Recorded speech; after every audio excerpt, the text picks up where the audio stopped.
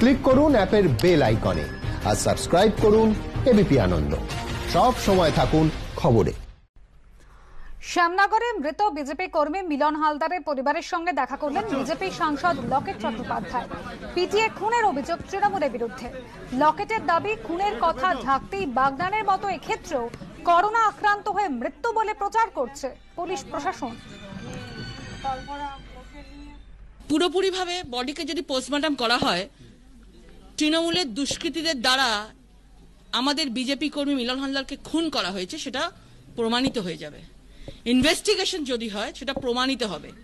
এই জন্য তারা করোনা পজিটিভ বলে তারা বডিটাকে হাতি দিতে পারবে না, কোনো কিছু করতেই পারবে না।